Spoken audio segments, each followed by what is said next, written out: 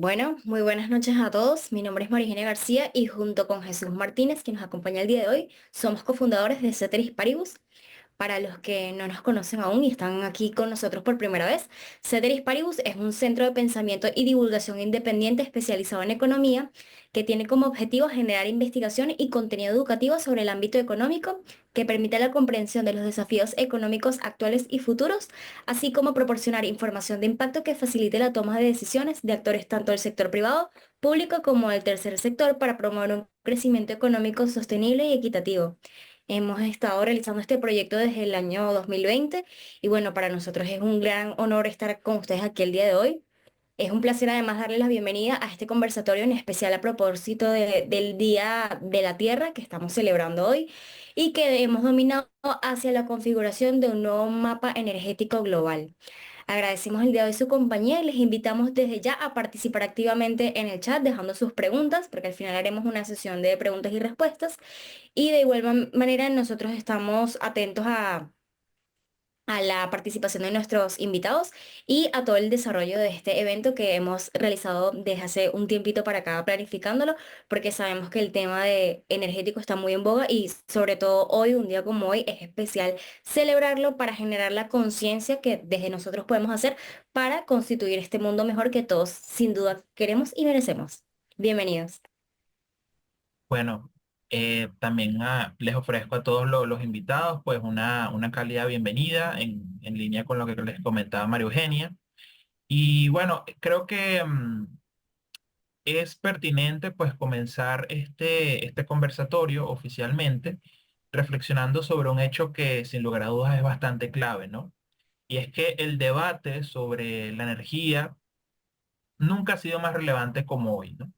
Vivimos en un momento crucial para la energía como un todo a nivel mundial, ya que estamos viviendo la llamada transición hacia fuentes de energías renovables, pero estamos viendo que todo este entorno eh, se ve, no es, digamos, de alguna manera un hecho aislado o un ente que se mueve por sí mismo, sino que de alguna manera se ve influenciado por el impacto de la geopolítica en los mercados energéticos. Eh, También tenemos por otro lado los desafíos que se enfrentan las economías dependientes de los hidrocarburos, como por ejemplo el caso de Venezuela. También estamos viendo que a toda esta dinámica de la transición energética, de alguna manera tiene impactos o se ve influenciada por el aceleramiento o la posible desaceleración de los esfuerzos para reducir el impacto climático. Todos estos aspectos, digamos, nos ayudan a ver de alguna manera un poco más amplia cómo toda esta dinámica energética, de alguna manera, tiene muchas aristas que es importante para todo analista que quiera de alguna manera verlo de una manera mucho más exacta, tiene que considerar, ¿no? Y esto a su vez nos obliga a repensar el futuro de la energía, porque a partir de esto nos pueden surgir muchísimas interrogantes, como por ejemplo, ¿cómo afectan las decisiones energéticas a la economía global? ¿Qué rol podrían jugar las economías en desarrollo, como podrían ser Venezuela, particularmente, que es un jugador en el ámbito energético en todo este escenario? ¿Es viable una transición energética en nuestra región bajo estas condiciones? ¿Cómo están evolucionando las dinámicas de producción y consumo de energía? ¿Qué papel juegan los países productores de petróleo en este nuevo escenario? ¿Cuáles son las oportunidades y desafíos para China, para Europa, para África o para Norteamérica? Es por ello que, basados en nuestro compromiso de aportar siempre al debate de estos temas económicos relevantes desde este espacio, pues hemos abierto este conversatorio, el cual hemos denominado, como comentaba María Eugenia, hacia la configuración de un nuevo mapa energético global. Un poco la idea es que esto sirva como un espacio de reflexión, de análisis sobre estos desafíos actuales y que podamos ver un poco las perspectivas que tenemos sobre el sector energético como un todo. Y para tratar este tema tan interesante, pues el día de hoy vamos a contar con un panel de lujo compuesto por economistas venezolanos que han analizado a profundidad este hecho y este tipo de temas tan claves. En primer lugar, nos gustaría presentar al profesor José Agustín Ruiz. Él es economista, especializado en energía, con experiencia en el sector de petróleo y gas, y además es profesor universitario en la Universidad Metropolitana. También presentamos a Jean-Pierre Bareño. Él es economista también, egresado de la UCB, a quien además queremos hacer una mención especial, ya que bueno, recientemente fue galardonado por Ceteris Paribus como economista joven del año 2024. Y bueno, es para nosotros también un gran placer tenerlo en este evento, ya que es el primer evento en el que contamos con su presencia de manera oficial. Y bueno, pues darle las congratulaciones nuevamente por ese logro, ¿no? Muchas gracias. Comentarles un poco, para comentarles un poco más sobre él, Jean-Pierre es economista, actualmente cursante de la maestría en Economía Internacional, eh, tiene experiencia en el sector bancario, en el área de planificación financiera y actualmente trabaja en Albus Data. Ya nos dará un poco más de su, de su experiencia académico-profesional y para que los conozcan un poco. Pero bueno, un poco la idea de traerlo es porque, bueno, él también cuenta con una carrera bien interesante, con un enfoque en economías emergentes y particularmente ha centrado sus investigaciones en economías como la China, donde pues él incluso ha tenido la oportunidad de visitar, ha tenido pues una interesante producción científica en ese sentido. Entonces, no quiero hablar un poco más sobre eso porque ya nos contará un poco más sobre su experiencia, pero bueno, la idea era presentarlo y nuevamente darle la bienvenida a este espacio y bueno, agradecerle nuevamente por su tiempo y por su disposición a acompañarnos aquí junto con todos los que nos acompañan. Muchísimas gracias, Jesús.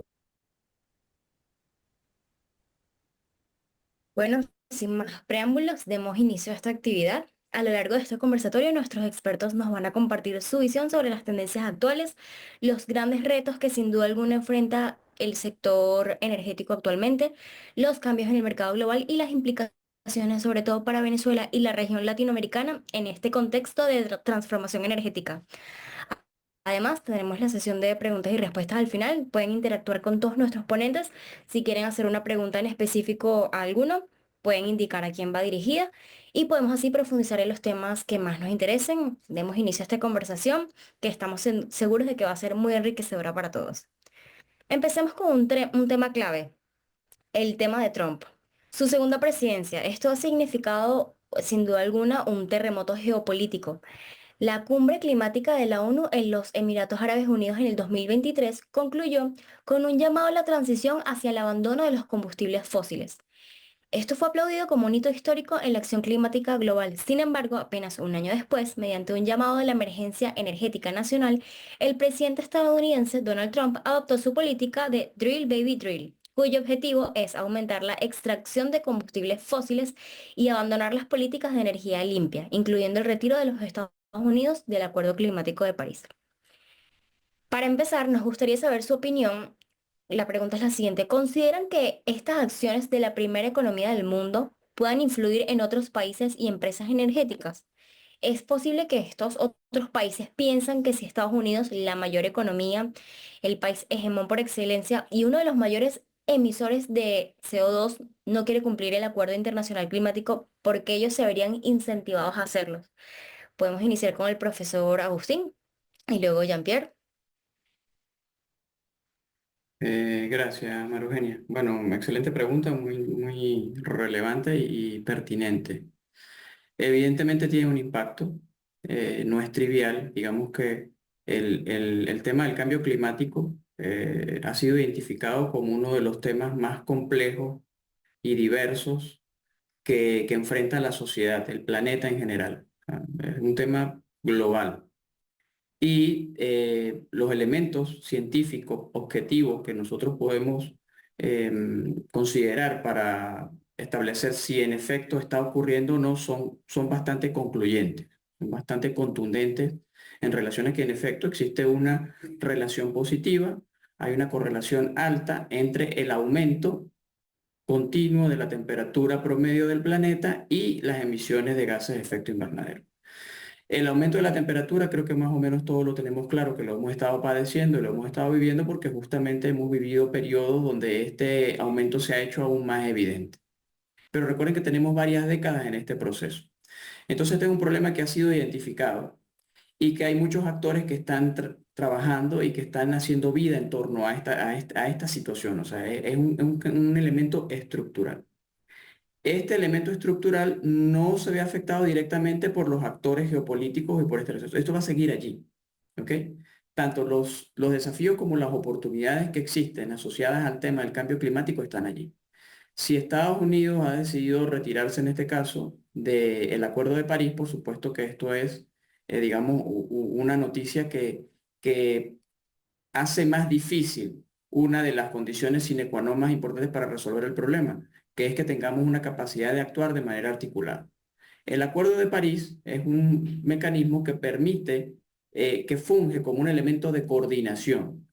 Fíjense, tenemos un problema bastante complejo. Para poder resolver un problema tan complejo, muchos actores tienen que estar articulados y actuar de manera coherente.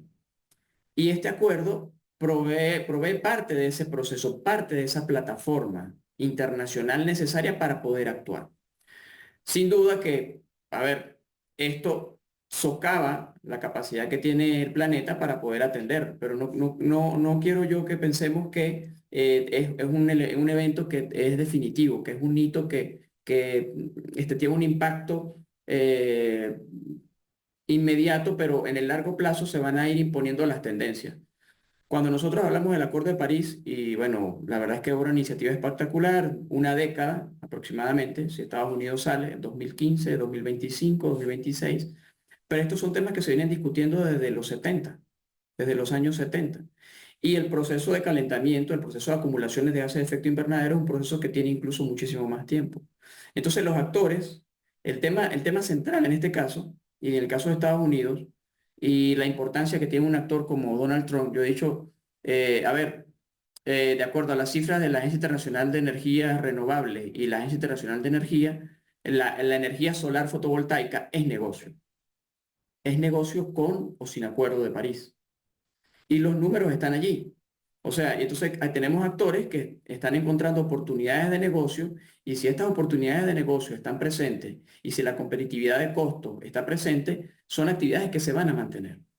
Entonces, fíjense, es importante evaluar primero los efectos concretos de la acción que sí, por supuesto que los tiene, pero más allá de eso, cuando, por ejemplo, tiene un impacto, pero no cambia las tendencias de largo plazo. Las tendencias de largo plazo es que el problema sigue allí y hay muchísimos actores que están buscando resolver ese problema, atenderlo, y ese problema o las estrategias de solución de ese problema también ha creado enormes oportunidades de negocio que siguen siendo redituables tanto en Estados Unidos como en el resto del planeta, aun cuando el Acuerdo de París o aun cuando la capacidad de construir esta plataforma global esté comprometida. Entonces, ese es el punto.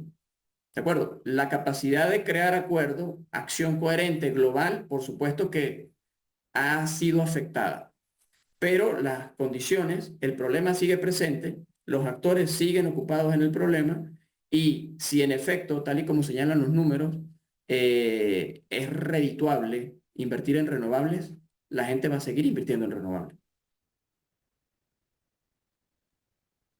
Muchísimas gracias, profesor. Jean-Pierre, ¿qué nos Profesor. puedes comentar? Sí, coincido completamente con el aporte del profe. Considero que la decisión de Trump está más abocada al corto plazo y más a una visión mucho más de impulsar la economía y no tanto en la preocupación de qué va a pasar con el futuro del mundo, ¿no? Evidentemente, Estados Unidos, al ser la principal economía del mundo, marca una pauta y no podemos perder de vista que estas grandes economías, en el caso de Estados Unidos, de China, Alemania, la India, son economías que el nivel de desarrollo industrial que tienen son dantescos. Por lo tanto, más allá de que exista una articulación eh, en el resto de países, estas naciones tienen un nivel de contaminación muy superior a incluso regiones completas. Entonces, es un elemento que debemos considerar, ¿no? Evidentemente, como lo dijo el profesor, este fenómeno lleva muchos años y la preocupación por el medio ambiente y por tener una mayor conciencia con respecto a cómo es nuestra relación con nuestro ecosistema lleva décadas, ¿no? Mucho desde eh, el pacto, el Acuerdo de París, pero más atrás ya se venía conversando sobre este tema. Pero ahora bien, ¿qué pasa? Eh, Trump, su estrategia es impulsar nuevamente el sector petrolero, ¿no? Porque es un modelo de negocio que a Estados Unidos le ha funcionado muy bien en este siglo, ¿no? Por otro lado, ha tomado decisiones de limitar el acceso a vehículos extranjeros que sean eléctricos. Esto también muestra señales de su idea de impulsar el sector automotor convencional, ¿no? De combustión como lo conocemos. Entonces, esto va a tener unas repercusiones significativas en la dinámica mundial. Ahora bien, eh, ha habido un avance en materia de energías renovables, por supuesto. Tenemos, por ejemplo, que en energía solar, China es el líder en capacidad instalada y producción de este tipo de energía renovable. Y en segundo lugar está Estados Unidos. Pero un dato particular es que China es un exportador importante en paneles solares para el mercado europeo y para el mercado americano, lo que evidencia que incluso la posición de Estados Unidos en el segundo lugar de producción de energía solar está muy atada a su relación comercial con China. Eh, Ahí se muestra que las grandes potencias han hecho un relativo esfuerzo por desarrollar las energías renovables. Sin embargo, su nivel de consumo energético, dadas sus dimensiones en términos de tamaño, dadas sus dimensiones en términos de cantidad de personas que habitan, no es suficiente. Eso no quita que deben seguir haciéndose los esfuerzos para revertir el uso de las energías fósiles. Sin embargo, eh, es un desafío fundamental. En materia de energía eólica, también China es el líder en producción en este rubro, ¿no?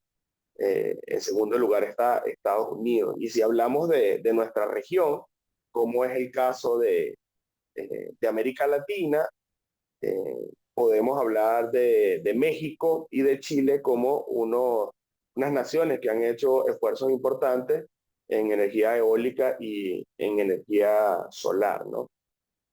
Un dato interesante es que dentro del top 10 de los países que más producen este tipo de energía, refiriéndome a eólica y solar, solo hay 3 economías emergentes.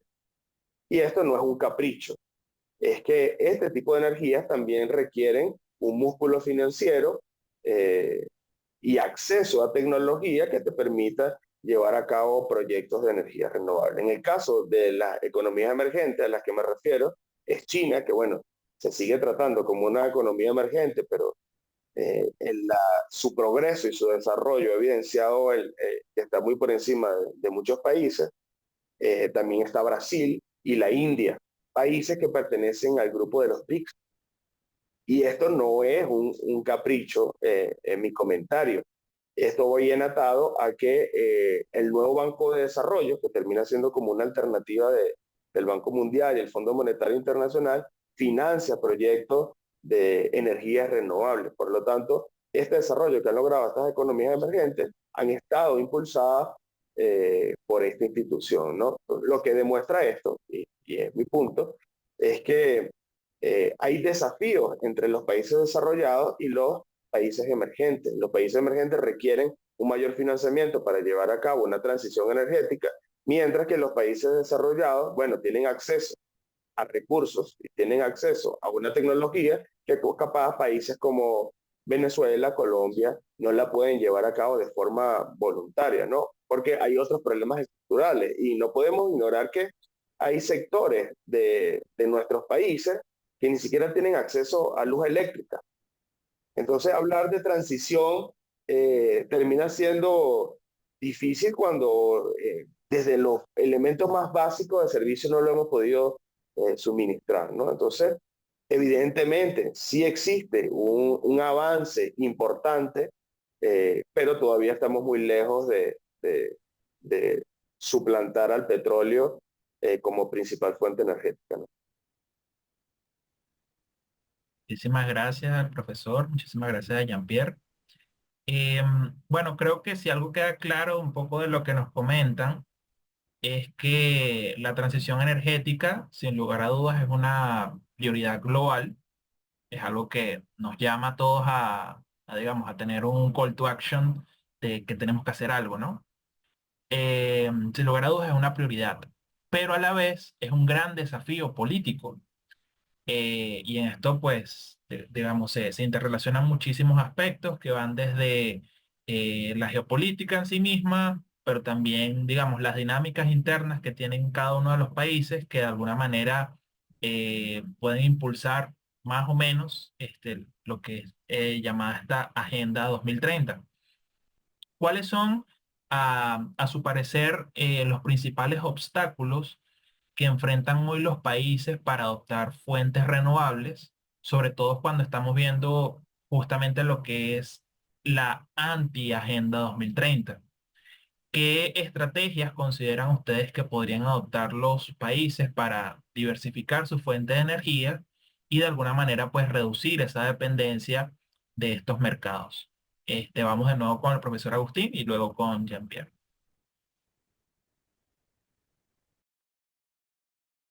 Gracias, Jesús. Bueno, hablaste un poco de la antiagenda 2030 y de los desafíos para la implementación del despliegue de las energías renovables, ¿no? Bien, en primer lugar el tema de la antiagenda 2030, para ponerlo un poco en contexto, ¿no? Lo que se llama la Agenda 2030 está asociado un poco con lo que ha visualizado las Naciones Unidas como los objetivos de desarrollo deseables que debería plantearse la sociedad en largo plazo con la finalidad de mejorar de manera sustancial y equilibrada, sobre todo sostenible, la calidad de vida del planeta en general. ¿Ok?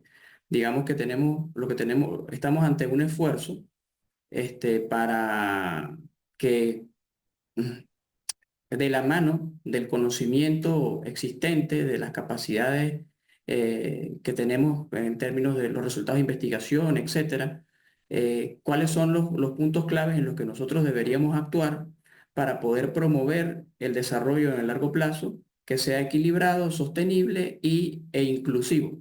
¿De acuerdo? De eso estamos hablando con la Agenda 2030.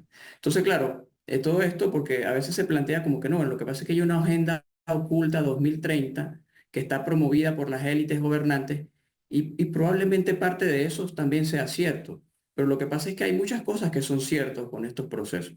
Entonces, si bien es cierto, nosotros podríamos decir que, bueno, en efecto, los planteamientos que hace Naciones Unidas, haciendo uso de todas las herramientas de las que la organización tiene al alcance, entre ellas una gran cantidad de expertos de todas las nacionalidades del planeta, así como el conocimiento y la investigación disponible que tenemos. Y entonces hace los siguientes planteamientos. Cuando nosotros revisamos los objetivos de la Agenda 2030, pues todos podemos coincidir en que, bueno, son objetivos que son, digamos, es loable planteárselos. Es razonable que nosotros estemos pensando en estos términos. Entonces, claro, esto como un poco para ver. Por supuesto, puede haber opiniones en contrario, puede haber divergencias en algunos aspectos, puede haber planteamientos de que, bueno, mira, de repente yo prefiero desarrollarme a proteger el planeta, pero entendamos que en algún momento proteger el planeta también va a estar en tu agenda, porque el tema de la protección del planeta es un tema existencial. O sea, y todos compartimos ese problema existencial. Entonces, claro, tratar de evitar un poco más de enfocarnos más allá de la agenda, sino en los planteamientos concretos. Entre ellos, bueno, cada uno de esos planteamientos de los objetivos de la agenda de las Naciones Unidas, les digo, pues está contenido de muchos elementos. Hay muchísimo análisis detrás de eso. Y al final tú llegas a la conclusión de que, mira, es clave de que seamos capaces de, bueno, mejorar el desempeño del sector educativo o reducir la pobreza o ser mucho más responsables con el uso del agua. Entonces, eso es importante. Entonces, los amigos de la agenda, los la Agenda 2030, o sea, digamos, en principio la invitación es a que, en efecto, si bien todas estas teorías conspirativas y todas estas fricciones que se producen a nivel de jerárquico o las luchas por el poder están en la agenda y son parte del problema. O sea, es parte de la complejidad con la que tenemos que lidiar. Si tenemos que tomar acciones para promover un planeta sostenible, tenemos que entender que en medio de esas acciones tenemos una lucha de poder que está presente, que tiene su propia agenda y tiene también sus prioridades, ¿de acuerdo? Entonces el tema allí, equilibrarlo. En relación a las medidas, las medidas para la promoción de energía renovable, y yo creo que aquí quiero un poco complementar lo que estaba comenzando Jean-Pierre, porque él estuvo comentando bastante sobre el tema de China y bueno, ¿qué es lo que está pasando con China? El ejemplo más palpable que tenemos en este momento son los vehículos eléctricos. Todo parece indicar que, en efecto, la industria automotriz china está desarrollando vehículos eléctricos con unos niveles de costos que son competitivos. ¿Ok? Son competitivos. Y entonces nosotros no tenemos por qué irnos demasiado lejos, sino ver qué es lo que está pasando en el mercado chino, que es uno de los mercados más importantes del planeta para la industria automotriz. Y lo que nosotros estamos viendo en el mercado chino es que los productores de vehículos tradicionales que solían tener una posición privilegiada de dominio en estos mercados han venido cediendo terreno ante actores, ante otros actores. ¿De acuerdo? Y ese elemento pues lo vemos allí. O sea, a veces nosotros pensamos, oye, pero es que es muy costoso comprar un vehículo eléctrico. Pero ojo, claro, es muy costoso en las primeras fases del proceso de transición. Pero cuando nosotros entendemos como economistas, cuando alcanzamos el nirvana de la economía, que es las fantásticas economías de escala, y nosotros conseguimos producir muchísimo más reduciendo el costo promedio, los resultados son impresionantes. Son simplemente impresionantes. Entonces, tenemos que pensar un poco en eso porque lo vemos, ¿ok? Está ocurriendo con el tema de los paneles solares. Bueno, los precios son competitivos. Los precios son competitivos. Estamos en Venezuela, chicos, yo estoy sacando mis cuentas, estoy sacando la cuenta para ver si la próxima compra que voy a hacer van a ser unas baterías para mi linterna tradicional con mis baterías tal, o me voy a comprar una lámpara que vi en una de las tiendas que están disponibles en un país como Venezuela, con unas condiciones económicas como las que tiene Venezuela, que se cargan, tiene un panel para cargarse con energía solar y tiene una batería recargable para cargarse con un puerto USB. ¿De acuerdo? Y hay que sacar las cuentas. Por supuesto que estoy dando un ejemplo muy trivial, ¿ok? Lo que yo les quiero mencionar es que no perdamos de vista que cuando se trata de transición energética, nosotros podríamos decir, bueno, pero ¿cómo hacemos? Y olvidemos la transición energética, pensemos en un momento en la transición. Los primeros pasos de la transición no son lo suficientemente claros, pero cuando el despliegue de las nuevas tecnologías se produce y nosotros alcanzamos las economías de escala que hacen competitivos todos estos procesos, los resultados son impresionantes, son simplemente impresionantes. Yo podría haber dicho hace unos años, oye, mira, yo me voy a quedar con mi BlackBerry porque de verdad no tengo plata para pagar un teléfono de Apple y todavía no la tengo, pero todos tenemos teléfonos táctiles.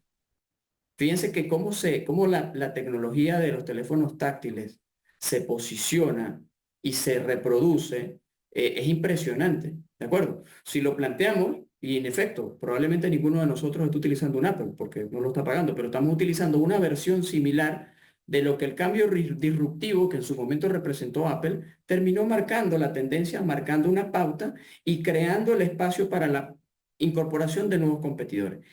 En parte, en buena medida, esas son las cosas que podemos nosotros ver. Eso sí, claro que sí, ojo, por supuesto. Igualito yo tengo que ir a pagar mi lámpara, ¿ok? Necesito capital, ¿de acuerdo?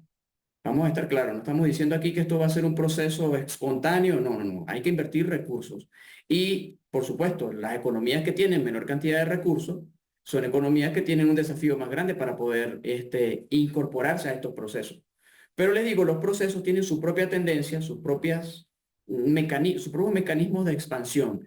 Y creo que sin lugar a duda, el ejemplo más contundente que les puedo señalar es el ejemplo de la industria automotriz, que hay que seguirlo de manera muy, muy, muy minuciosa, de cerca, porque lo que está ocurriendo es simple y llanamente impresionante. Bueno, no quiero abusar del tiempo, gracias. Muchísimas gracias, profesor, por esa visión. Bueno, entonces pasamos a Jean-Pierre. ¿Qué nos puedes comentar en este asunto? Tu visión Ok, al respecto. uniéndome a los comentarios de China antes de responder, el caso de China es muy interesante porque ellos van en el largo plazo también les va a convenir colocar su producto en nuestros mercados y eso de alguna manera los va a obligar a hacer inversiones en términos de infraestructura, ¿no? Si quieren competir eh, en el resto del mundo, ¿no? Pero pasa algo bien particular, ¿no? China, eh, yo estuve en Beijing, en Hangzhou y en Shoshan, ¿no? Son tres ciudades distintas de China. Y en una ciudad podemos ver, por ejemplo, una infraestructura de energía nuclear, podemos ver turbinas eólicas, podemos ver edificios con paneles solares y además consumen petróleo. O sea, ¿qué quiero decir con esto? Ellos han logrado diversificar su acceso a la energía. Y esto lo menciono considerando que gracias a esa diversidad de fuentes es que le permite tener una infraestructura para conectar un vehículo en cada cierto espacio, que por ejemplo las motos eléctricas tienen un sistema, eh, una empresa te ofrece ese servicio en el que tú pagas como pagar el saldo de tu teléfono y si la batería de tu moto se te descarga, tú acudes a unos paneles donde hay varias casillas de, de baterías y tú dejas la tuya, bueno, no es tuya realmente, pertenece a la empresa, tú escaneas y tomas otra y te vas con tu moto eléctrica. Es decir, ¿por qué yo menciono esto? Porque el caso de China está basado en una amplia estructura de energía y de tecnología que le permite, bueno, poner a competir los vehículos convencionales y los vehículos eléctricos, ¿no? Eh, un ejemplo en el caso venezolano sería muy difícil porque nosotros tenemos unas limitaciones estructurales bien altas, ¿no? Donde llueve y se va la luz, por ejemplo.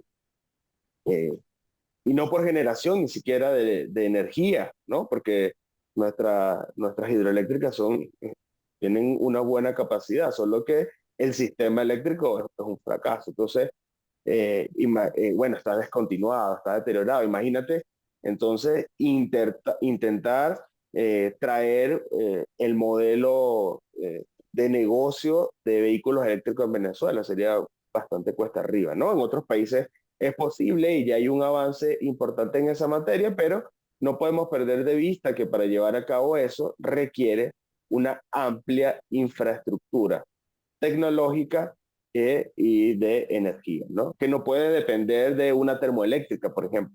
Venezuela tiene hidroeléctrica y termoeléctrica. Esta infraestructura que tiene China no depende del petróleo exclusivamente, depende de varias fuentes que le permiten, bueno, mantener una ciudad como Beijing de 60 millones de personas conectada en todo momento. Eh, ¿Cuáles son los desafíos? Yo me enfoco mucho en lo que mencioné al principio, cómo hacen las economías emergentes, dado a que tienen problemas estructurales. Eh, por ejemplo, en nuestra región, Chile depende de la minería y otros tienen una economía un poco más diversificada, pero su fuerte es la minería. Tenemos Argentina, agricultura y ganadería. Brasil, más industrializado que el resto, pero muy fuerte en agricultura y también ganadería. Es decir, que de alguna u otra manera todos tenemos una renta asociada a actividades primarias. Por lo tanto, nuestra preocupación, por ejemplo, en la región latinoamericana, es defender esas pequeñas industrias o grandes industrias que tenemos y se nos hace cuesta arriba voltear a resolver problemas que no dejan de ser importantes porque al final estamos hablando eh, de un problema que nos concierne a todos. O sea, si China logra desarrollar todo su sistema energético con energías renovables, maravilloso, pero no es suficiente si el resto no lo hace, ¿no?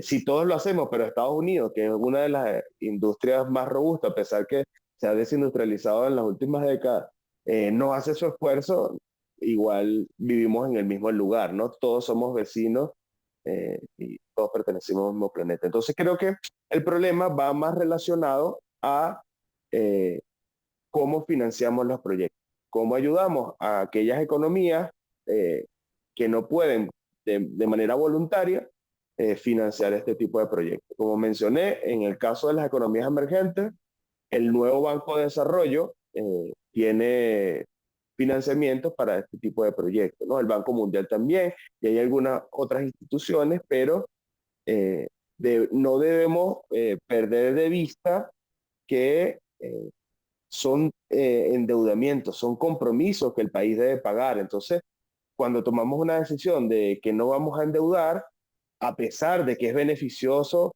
para el planeta y para nuestra sociedad, también es un desafío, ¿no? Lamentablemente, desde el punto de vista político, siempre se toman decisiones de endeudamiento eh, relacionados a otros elementos que le convienen más a la agenda política que incluso a las economías de los países, ¿no? Muchas gracias, Jean-Pierre. Bueno, antes de darle paso a María Eugenia con la siguiente pregunta, quería simplemente hacer un comentario, ligando un poco lo que comentaba el profesor Agustín y lo que tú comentabas. El profesor Agustín mencionaba el tema de la electromovilidad. Esto es un aspecto, o digamos, una tendencia que sin lugar a dudas va a ser muy, muy interesante y va a marcar la pauta en los próximos años.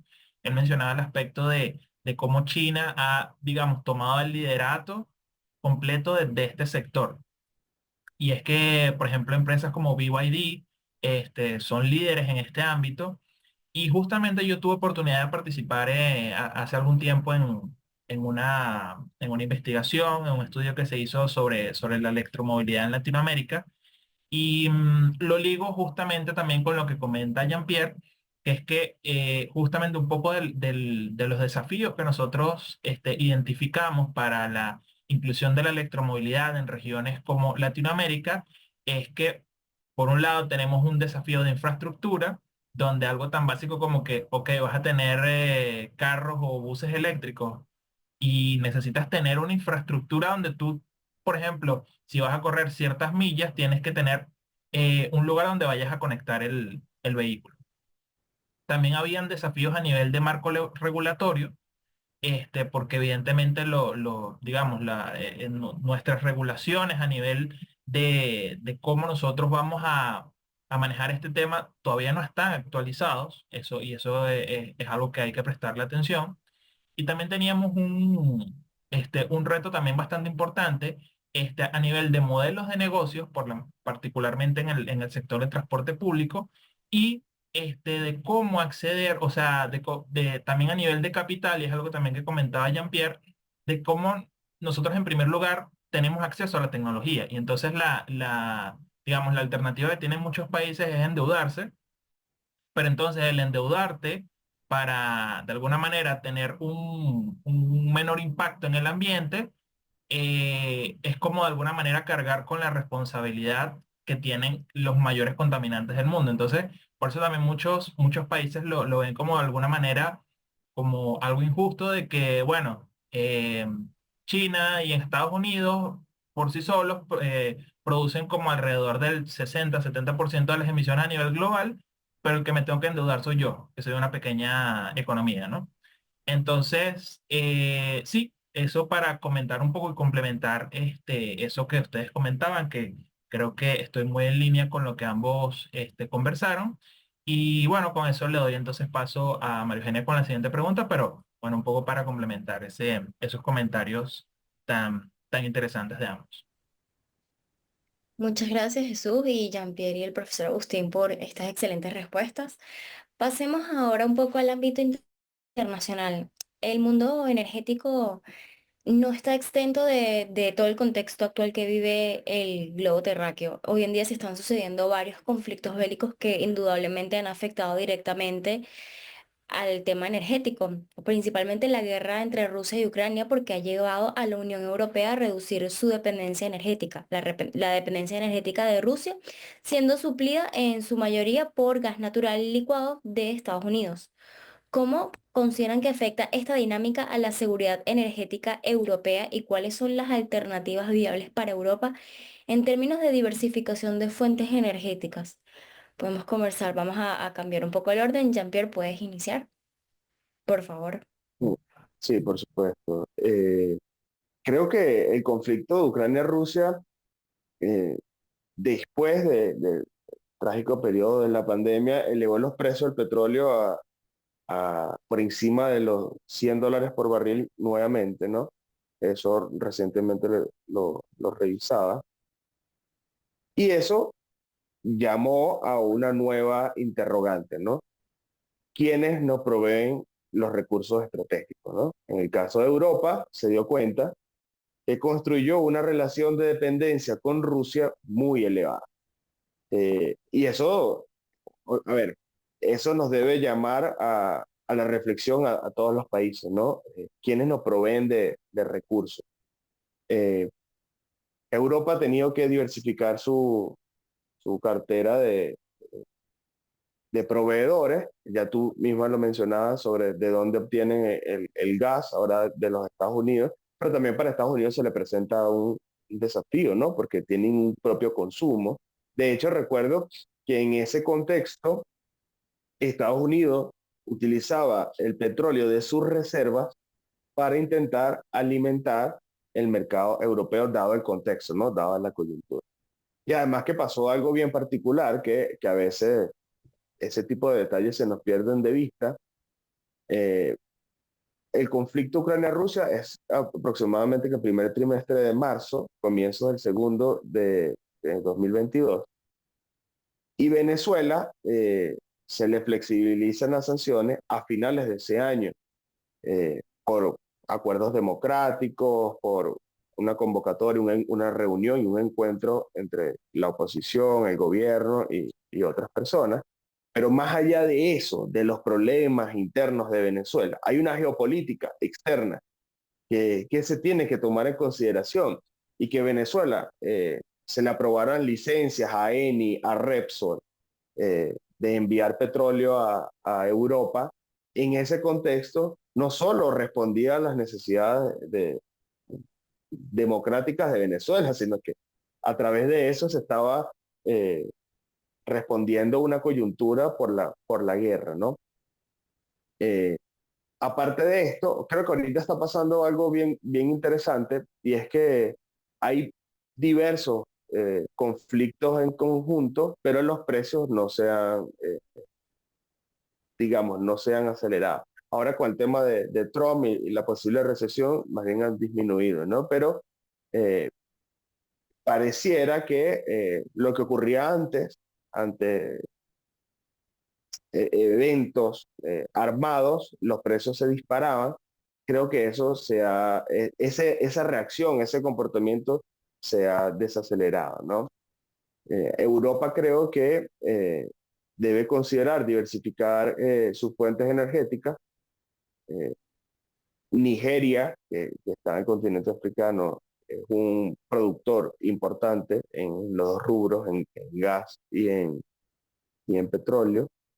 El resto de grandes países productores, como el caso de Irán, tiene sanciones. Entonces, el problema de obtener un buen proveedor es que los que te lo pueden ofrecer en un costo de tiempo bajo, es decir, que te lo entreguen rápido, eh, que a precios accesibles, también tienen limitaciones por desafíos geopolíticos.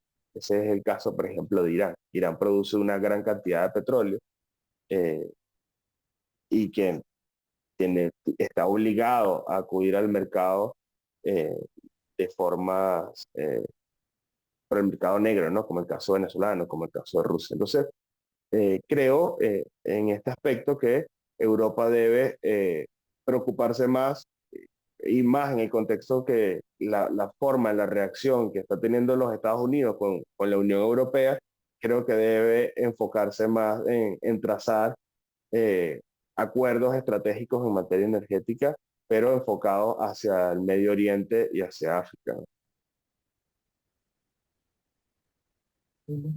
Excelente, muchas gracias, Jean-Pierre, por por tu respuesta. Profesor Agustín, ¿qué nos pudiera comentar al respecto? ¿Cuáles son las alternativas viables para Europa en este contexto de diversificación?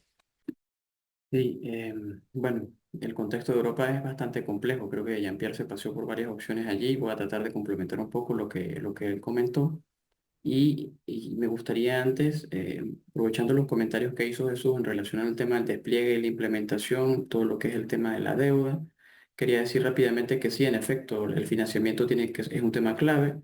La percepción que se tenga del problema también varía y ahí son temas que hay que trabajar, pero el punto importante es que es un problema conjunto que tenemos que resolver independientemente de cuál venga, de dónde venga el mejor de los resultados, ¿ok? Digamos que tenemos que tener primero el pastel y luego discutimos qué trozo me toca, ¿no? Pero hay que estar claro que necesitamos el pastel, ¿no? Entonces eso es un poco que tiene que ver con el tema de la implementación y quería comentar, para cerrar ese ciclo, que es muy importante porque de repente la manera como estamos interactuando y conversando con relación al tema del despliegue de las renovables nos puede llegar a hacer pensar de ya que ya por sí solas ellas son ambientalmente amigables.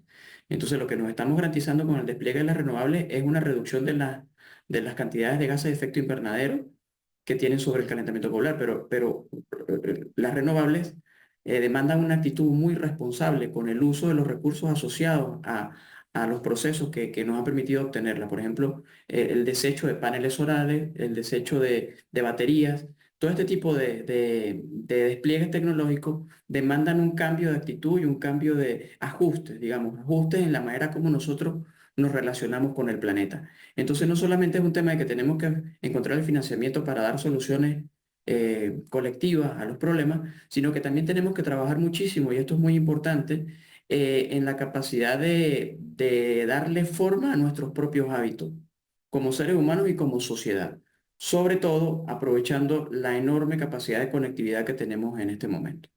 Solo con ese comentario quería cerrar allí. Jean-Pierre se pasó bastante de manera interesante por los elementos, pero creo que es clave.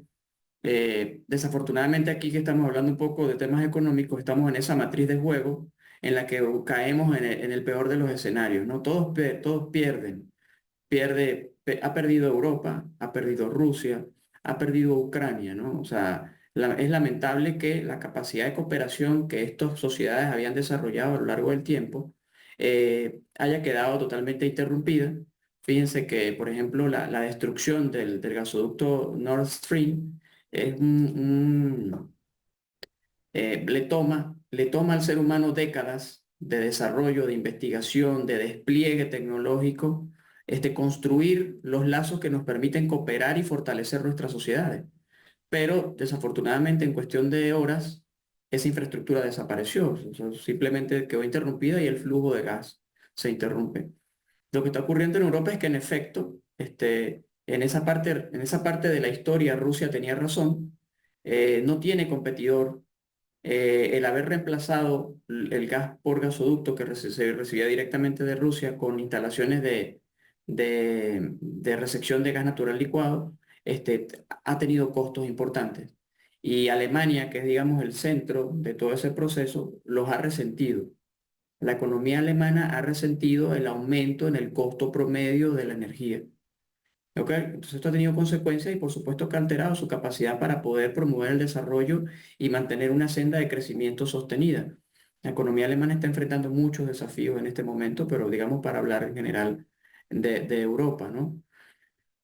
Sí es pertinente, por supuesto que tenemos que pensar con la óptica geopolítica, el acuerdo, la capacidad de cooperación entre Rusia y Europa ha estado puesta a prueba durante muchas épocas en la historia, durante muchos lapsos históricos.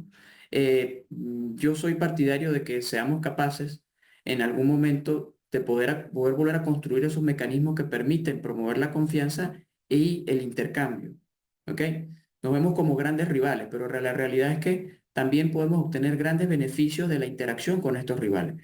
Si nosotros logramos dar una lectura y construir un entorno institucional que permita promover la cooperación, vamos a obtener grandes resultados de esos procesos. ¿Qué sucede? Estos procesos complejos de articulación son vulnerables a la existencia de actores que son actores que son de corto plazo, pero que tienen un impacto muy importante. En el caso concreto de Rusia tenemos, por supuesto, que la acción de Vladimir Putin, pero entendamos que Rusia, la sociedad rusa no es el liderazgo ruso. La sociedad rusa es mucho más que eso. Y el mismo análisis es pertinente en la sociedad norteamericana. O sea, no es lo que el líder de turno imponga. Claro, este es un actor de primer nivel, pero ojo, tiene sus limitaciones, tiene su alcance, ¿ok? Hay otros actores que también tienen cosas que decir. Y no olvidemos entonces esa heterogeneidad de los compactos sociales.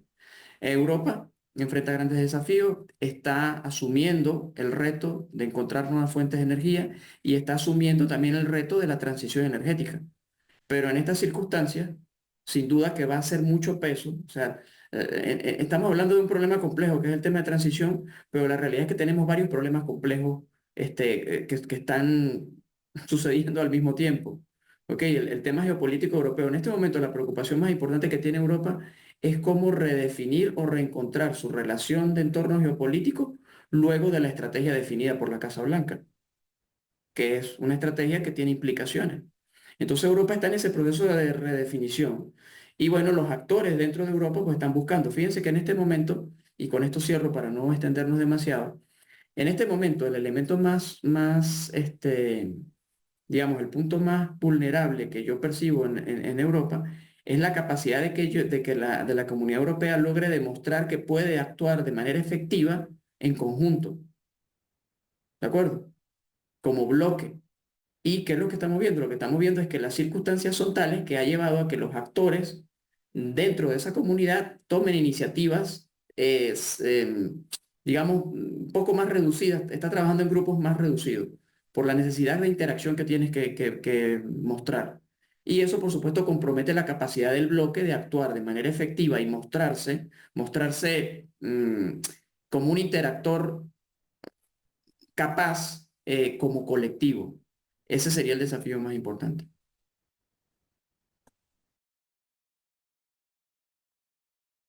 Muchísimas gracias, profesor.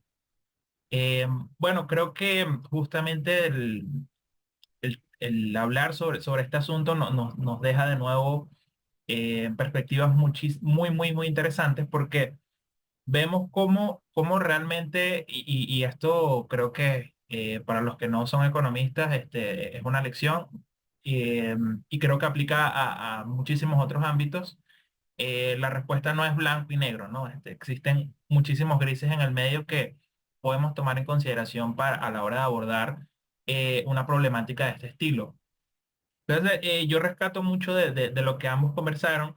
Eh, Jean-Pierre hablaba un poco de esa necesidad que tiene Europa de trazar acuerdos con otros mercados que de alguna manera puedan ayudarle a diversificar digamos, sus fuentes energéticas. Hablaba del caso de Medio Oriente, África en particular, pero evidentemente, como menciona el profesor, pues eso tiene unas ciertas limitaciones y unas ciertas complejidades que también es importante considerar.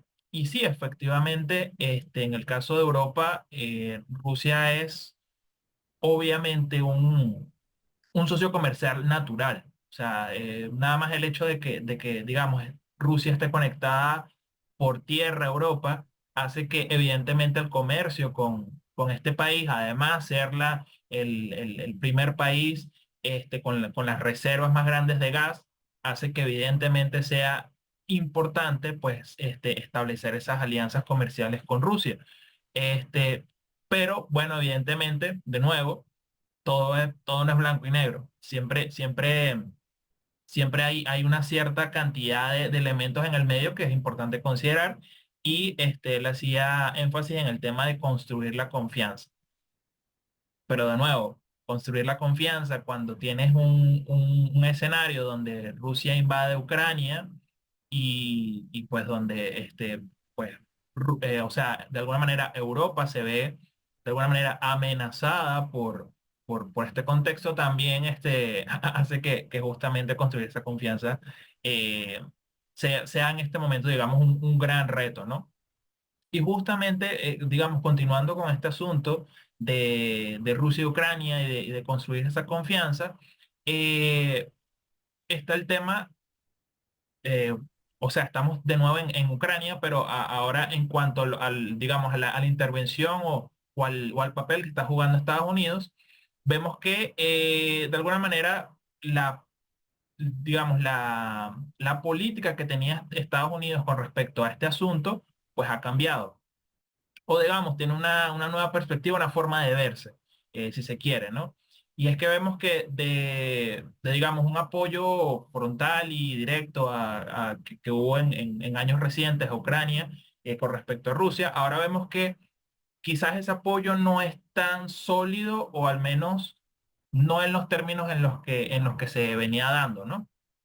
Y justamente en ese contexto ha surgido o estuvo sobre la palestra hasta hace algunas semanas, este posible acuerdo de Estados Unidos-Ucrania para la explotación de minerales críticos, este, que bueno, todavía está, digamos, en tensión, si se da, no se da, pero lo que queríamos rescatar de este asunto, es que esto, pues, de nuevo, coadyuva al tema de cómo, cómo Ucrania, de alguna manera confía en firmar este tipo de acuerdo cuando no se le dan garantías de seguridad. Ese es un asunto clave, ¿no? Pero más allá de eso, Estados Unidos obviamente está interesado en este acuerdo porque sabemos que estos minerales críticos, estas tierras raras, son claves para lo que es la industria aeroespacial hasta la transición energética. Sabemos que en la actualidad, de acuerdo a algunos datos que podemos recabar, China tiene bajo su control alrededor del 70% de la explotación mundial de estas tierras raras. Entonces, de nuevo, ¿por qué damos este contexto? Porque queríamos saber un poco cuál era la visión que tienen ustedes sobre este asunto, particularmente de cara a esta carrera tecnológica que se viene dando entre China y Estados Unidos en lo que se respecta al desarrollo de microchip, al desarrollo de baterías, que son esenciales, por ejemplo, para este tema de vehículos eléctricos.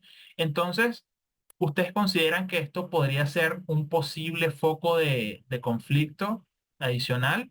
¿Y cómo de alguna manera ven, de alguna manera considerando todas estas aristas que hemos conversado, es un acuerdo de este tipo para la explotación de estos minerales críticos en Ucrania? Empezamos entonces con Jean-Pierre y le damos la palabra al profesor Augusto.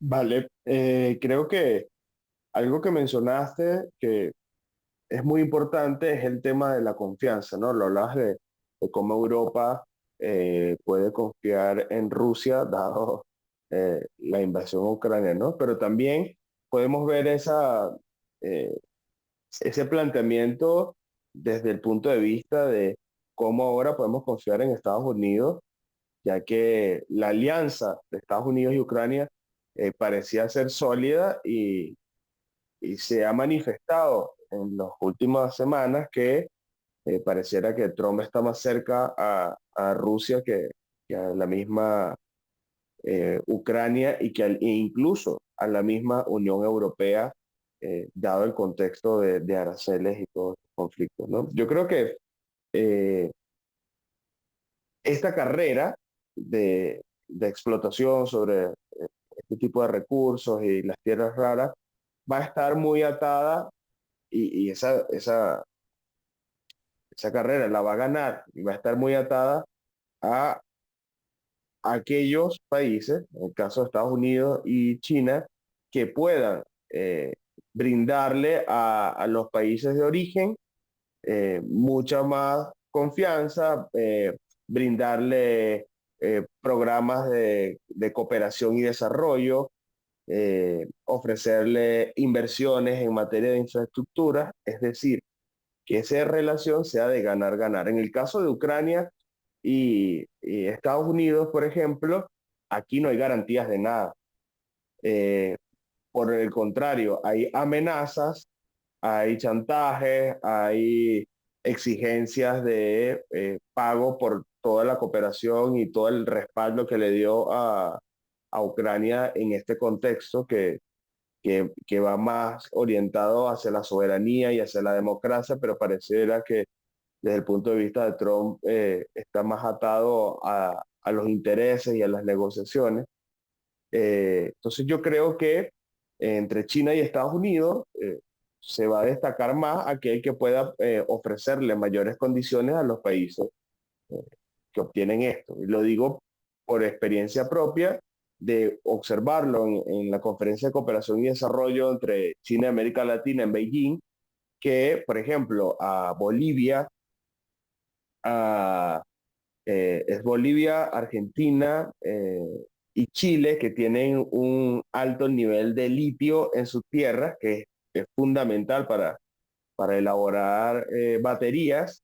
Eh, el vínculo de cooperación entre estos países es que China les ofrece proyectos de infraestructura, es decir, les ofrece inversiones significativas a estos países de la mano de obtener este recurso tan vital para sus proyectos tecnológicos, ¿no? Entonces, eh, yo creo que en el contexto y en lo que ha avanzado el mundo, no podemos trazar acuerdos con países que bajo la amenaza o digamos, bajo la subordinación, quieren plantearte acuerdos, ¿no? Creo que debe ser de la mano de proyectos de ganar-ganar, que los países se vean beneficiados y que no se vea eh, simplemente una explotación de sus recursos, ¿no? Que creo que, por ejemplo, el caso venezolano con los consensos petroleros sufrió tanto. Muchísimas gracias, Jean-Pierre.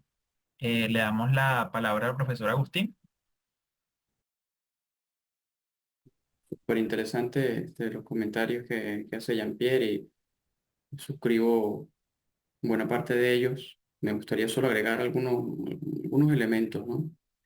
Em, digamos que tanto las proyecciones de la Agencia Internacional de Energía como la Agencia Internacional de las Energías Renovables, como la Organización de Países Exportadores de Petróleo, apuntan a que el uso de energías renovables va a aumentar de manera significativa durante las próximas 3 décadas.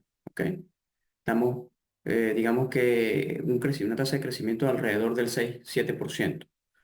¿Qué significa eso? Bueno, que van a crecer, el sector va a crecer de manera vigorosa en las próximas décadas y en el tema energético nos lo están diciendo las organizaciones que se dedican, digamos, a estas proyecciones de largo plazo y que tienen, digamos, cierta experticia en estas áreas.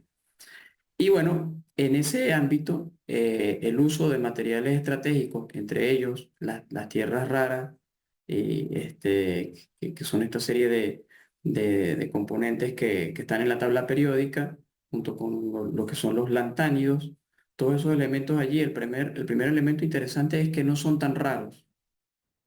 Lo que es muy difícil es tener concentraciones importantes de estos materiales. Entonces lo que sucede con estos materiales es que la capacidad industrial para poder concentrar o tenerlos en grandes cantidades que sean, digamos, industrialmente aprovechables, pues demanda unos niveles de procesamiento muy, muy arduos y unos despliegues de maquinaria muy importantes. Entonces esa es básicamente la clave. Si nosotros vemos que, de acuerdo a todas estas organizaciones, la proyección de mediano y largo plazo es que las energías renovables van a seguir creciendo, estos materiales van a ser cada vez más necesarios. La economía china se ha posicionado como un actor estratégico no solamente en la producción de estos componentes, entre ellos las tierras raras, sino en la industrialización, el procesamiento de estos componentes.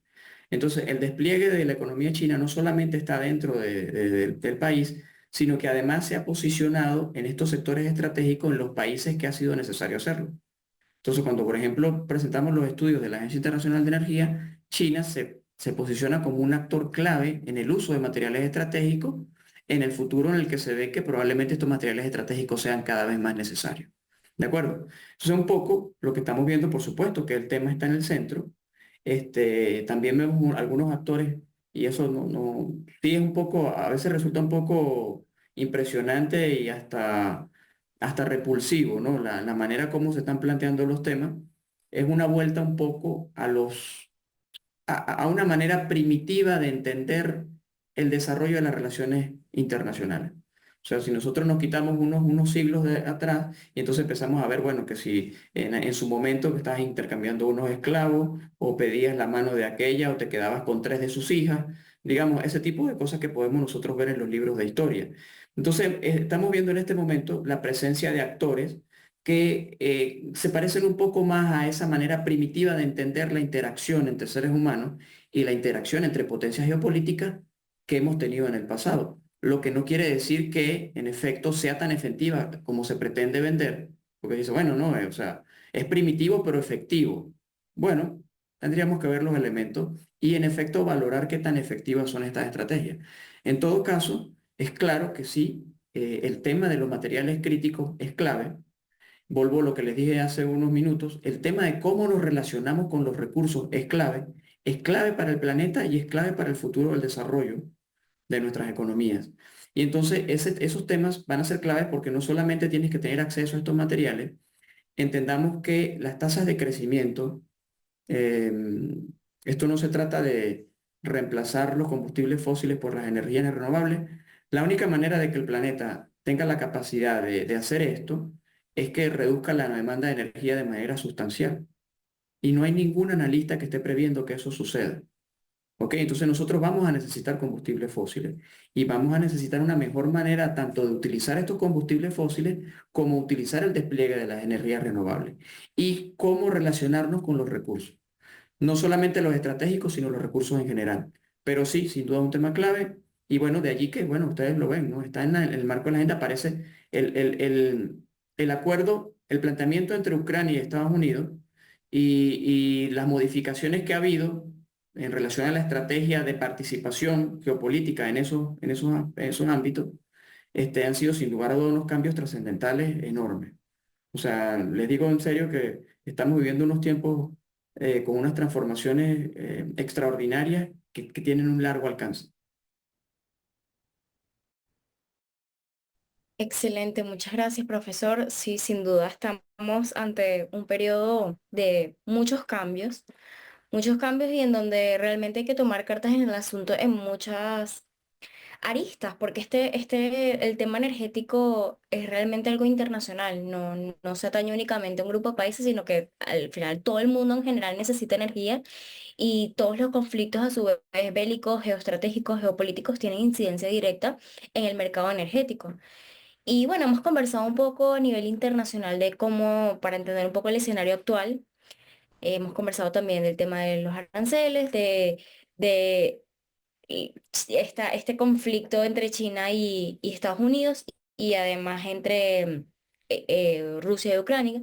Y ahora para entrar un poco más en materia venezolana, que al final es, pues foco también de atención de este espacio.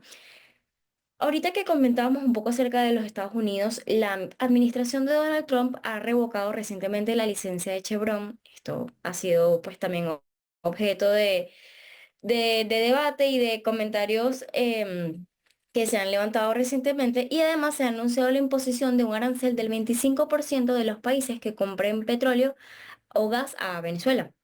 ¿Cómo consideran ustedes que esta decisión puede afectar el comercio de petróleo venezolano y qué implicaciones puede tener esto en la posible reconfiguración de las alianzas para el mercado energético global, regional, específicamente en Latinoamérica y global.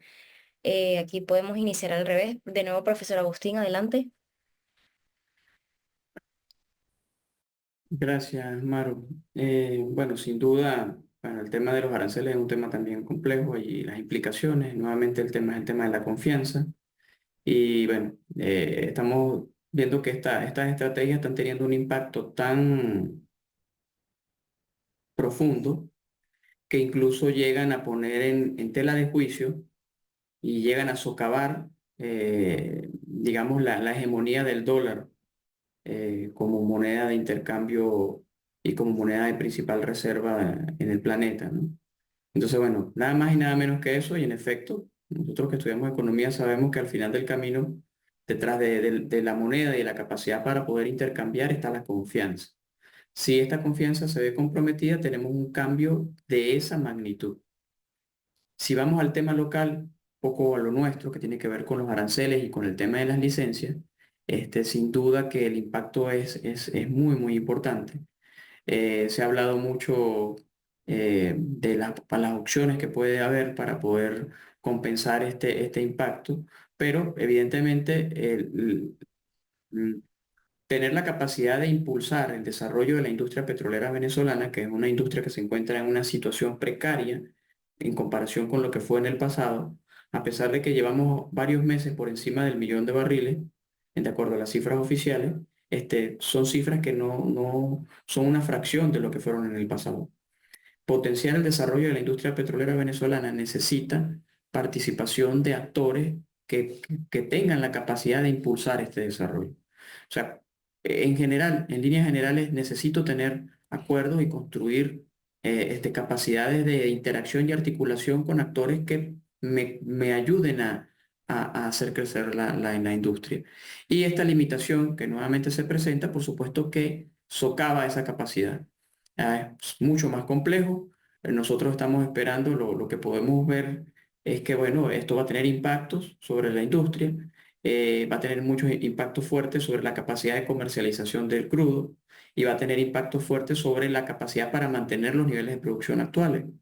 Y sobre todo va a tener implicaciones a nivel macroeconómico en el manejo de los agregados de la economía nacional. Porque básicamente, y nosotros lo estamos viendo, a pesar de que solo nos separan unos meses del momento, estamos muy cerca aún del hecho para ver las consecuencias, pero ya hemos visto las consecuencias que ha tenido sobre el mercado cambiario, sobre el ajuste de las tasas cambiarias y evidentemente sobre lo que ha venido siendo una época en la que la inflación había estado relativamente controlada. Estamos viendo cómo las circunstancias están cambiando. El principal síntoma que estamos viendo en este momento a nivel de la economía es que la transabilidad del bolívar está comprometida, pues. Está comprometida y la convertibilidad evidentemente ha perdido terreno y bueno, tenemos un mercado cambiario que fundamentalmente está seco de divisas. O sea, estamos sufriendo las consecuencias de una restricción mm, bastante importante de la disponibilidad de divisas en el mercado cambiario con todas sus implicaciones. Yo no sé si puedo compartir una lámina. Sí, Puedo, Sí, vamos a claro, ver, adelante. vamos a ver si aquí. Y con esto cerramos. Yo quisiera mostrarles un segundo. Ok, aquí está. Vamos a ver. ¿Ya te pueden ver sí, allí? ahí vemos su pantalla. Sí. Ok, vamos a ver.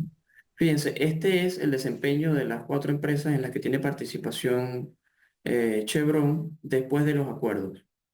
¿Sí? Vean ustedes la tendencia y bueno, pueden imaginarse ustedes lo que podemos estar viendo si esos acuerdos, pues desafortunadamente ya no pueden implementarse. Y lo que vemos aquí, y rápidamente y con esto cierro, lo que vemos aquí era cuál había sido el histórico, ¿sí? Porque fíjense la recuperación, por ejemplo, en el caso de Boscan, que es la línea azul, vean ustedes la pendiente de recuperación, pero no observen ustedes los niveles a los que yo voy a estar buscando, ¿ok? Simplemente en el caso las características del crudo son particulares y la capacidad de almacenamiento está reducida, o sea que el impacto es fuerte que puedes ver. Bueno, vean ustedes el histórico aquí, se ve un poco más claro el histórico. Y bueno, vean ustedes aquí, este fue el resultado de lo que ocurrió. Evidentemente, ya vamos a dejar de compartir.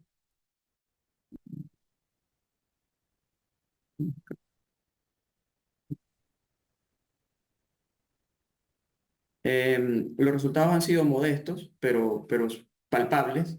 La industria petrolera venezolana ahora tiene otra magnitud y bueno, por supuesto que las consecuencias también pueden tener. Cuando estamos hablando de que, oye, pero es relativamente bajo, un volumen pequeño, pero es que ese volumen pequeño representa alrededor del 25-28% de la producción total.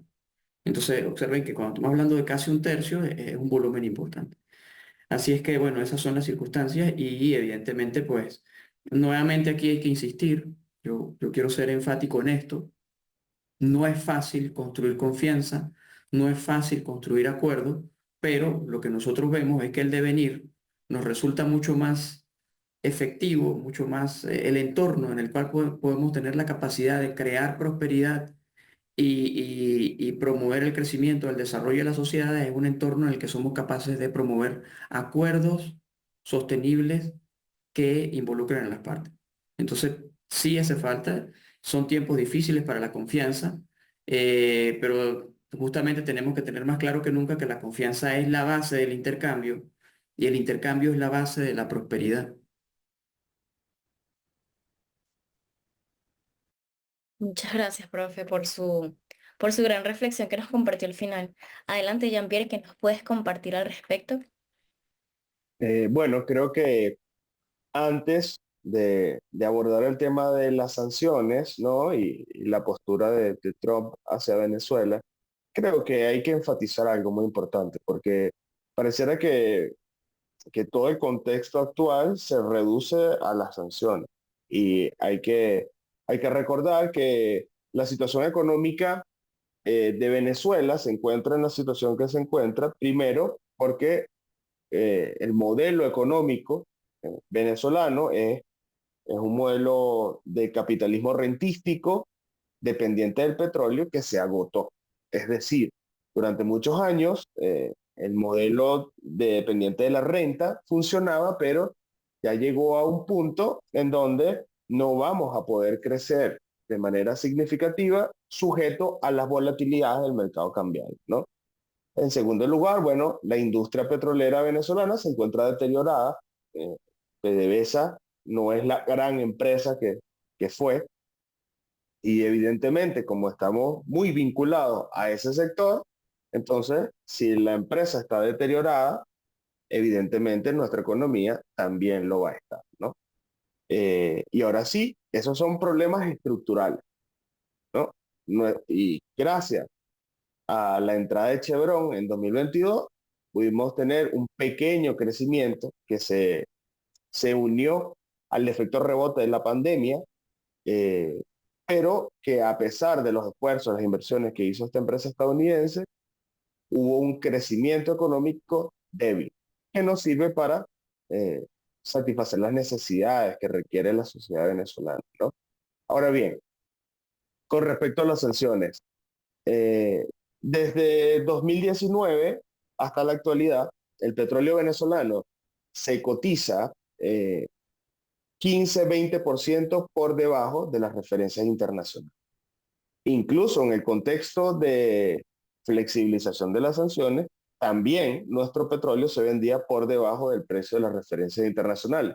¿Esto qué significa? Bueno, que por cada barril que vendamos vamos a obtener menos ingresos de que realmente deberíamos obtener. ¿Y por qué ocurre esto? Bueno, porque eh, la flexibilización de las sanciones permite ciertas operaciones económicas con PDVSA y para algunas empresas estratégicas. Es decir, que Venezuela en el periodo de flexibilización no es que tuvo el libre albedrío o la libertad de realizar transacciones comerciales con su petróleo como ocurría en periodos pasados, ¿no?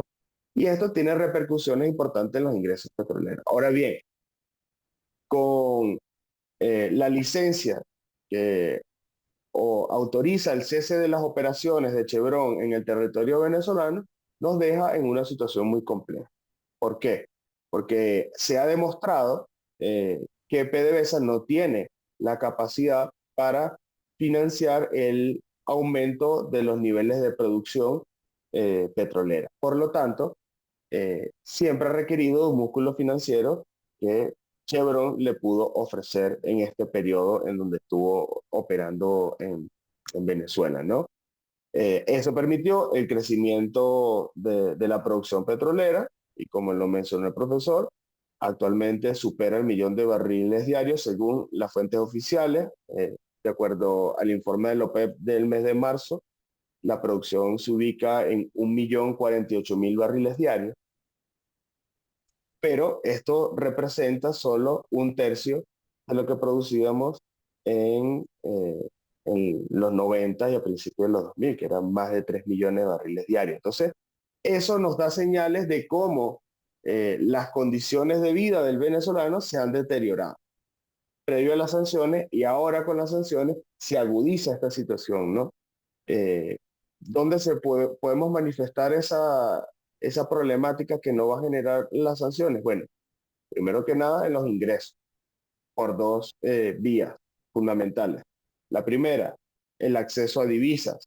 Al depender tanto de la industria petrolera, y tenemos en primer lugar que vendemos el petróleo más barato del precio que realmente deberíamos venderlo, y además con los aranceles de 25% nos restringe los mercados que pudiéramos atacar, entonces nos deja un escenario bastante complejo en donde los ingresos por divisa van a verse mermados de manera significativa y se vio reflejado de casi de manera inmediata eh, con el incremento de las tasas de cambio, tanto la oficial como la paralela.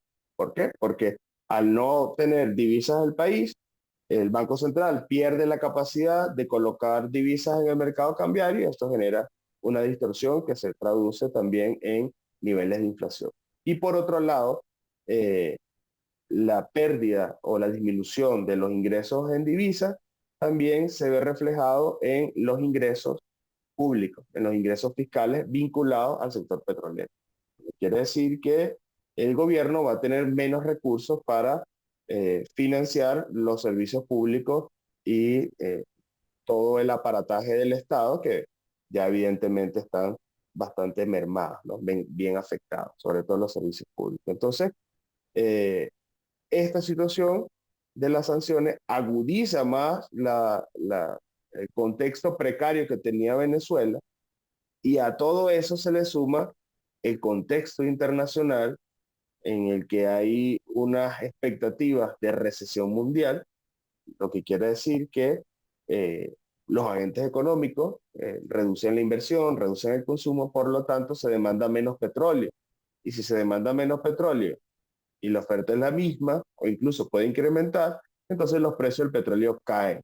Y eso pone a Venezuela en un contexto más difícil todavía, ya que su precio está por debajo debido a los descuentos que hace PDVSA para poder vender. Tienen unos aranceles de 25% que le restringe el mercado y sumado a ellos los precios internacionales del petróleo están cayendo, por lo tanto, nuestros ingresos van a continuar mermando de manera significativa. Muchísimas gracias, Jean-Pierre. Bueno, creo que muchísimas gracias por compartir su perspectiva al respecto. Creo que en gran parte coinciden en que efectivamente este tema sancionatorio a Venezuela va a tener implicaciones económicas bastante relevantes.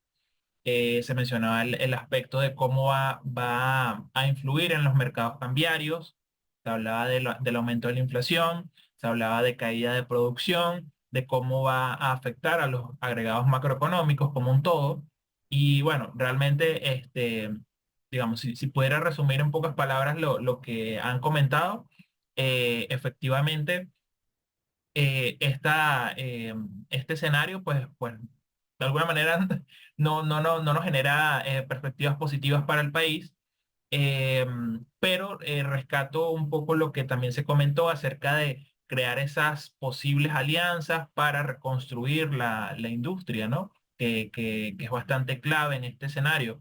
El problema es cuando volvemos al punto uno de los puntos que mencionaba Jean-Pierre, que, bueno, cuando tienes, digamos, un cerco tan fuerte sobre todas las posibilidades hacia quizás diversificar tus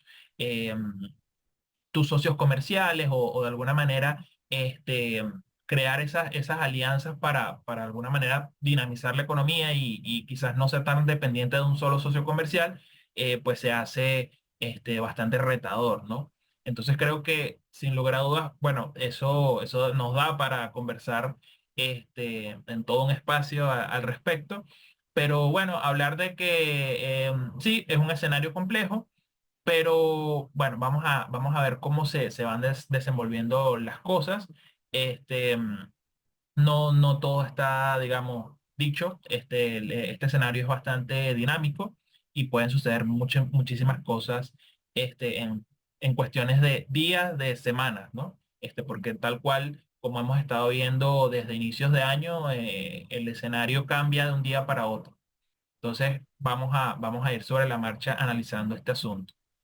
Y bueno, ya para ir cerrando esta primera parte de preguntas de Mario Eugenia y mi persona, nos gustaría cerrar con, bueno, justamente haciendo digamos, una conclusión de todo esto, ¿no? Estamos en un panorama de sanciones, de alianzas estratégicas que van y vienen, de cambios en la producción energética, en las fuentes de energía.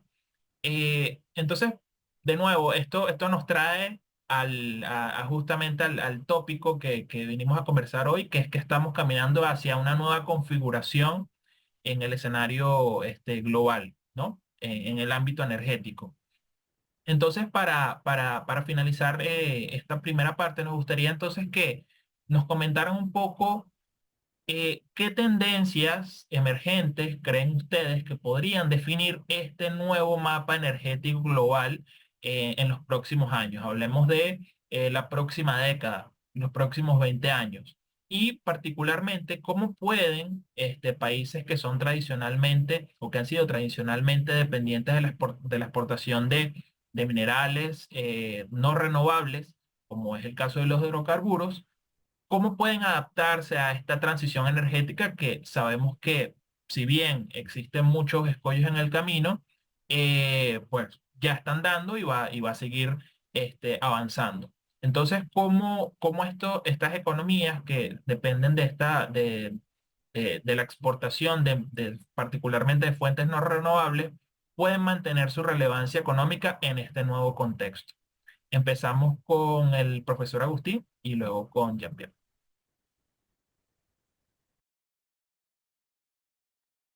Em, ¿Cuáles serían los eventos disruptivos y cuál sería la estrategia? Vamos a tomar un enfoque descriptivo.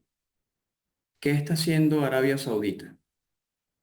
Arabia Saudita está invirtiendo en petróleo y está invirtiendo en energías renovables. ¿Qué están haciendo los grandes actores, las grandes empresas transnacionales que hacen vida en la industria petrolera? Siguen invirtiendo en petróleo y también están invirtiendo en energías renovables.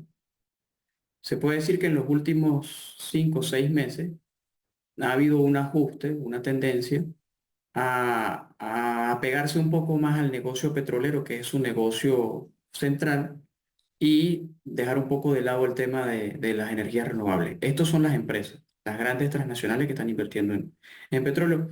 Recordemos que incluso en su momento, todo este tema de transición y incorporación de energías renovables, y que como les he mencionado, todo lo que hacen predicción seria de largo plazo, están anticipando un crecimiento en el uso de las energías renovables y un crecimiento importante.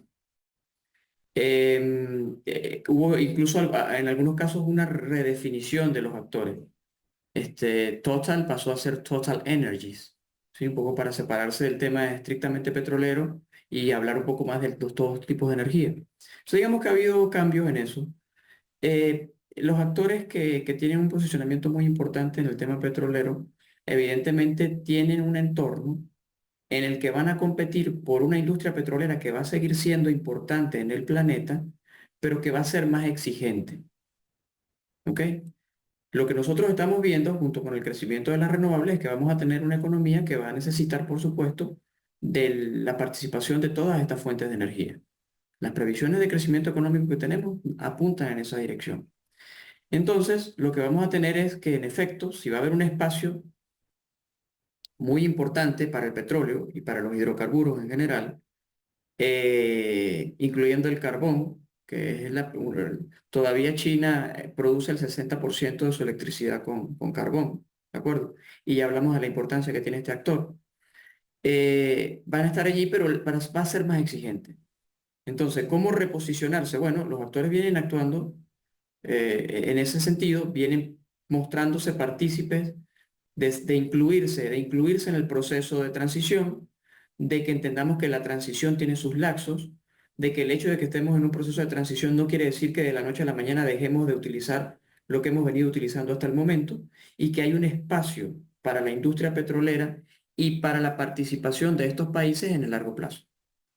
Sin duda, los balances geopolíticos están cambiando. Y no solamente cambiaron con este proceso de transición que está generando algunos cambios, ya nosotros mencionamos el posicionamiento estratégico que tiene China en el nuevo contexto, sino cambiaron con un desarrollo tecnológico de la propia industria petrolera, que es la irrupción de manera estelar de la fractura hidráulica, ¿ok?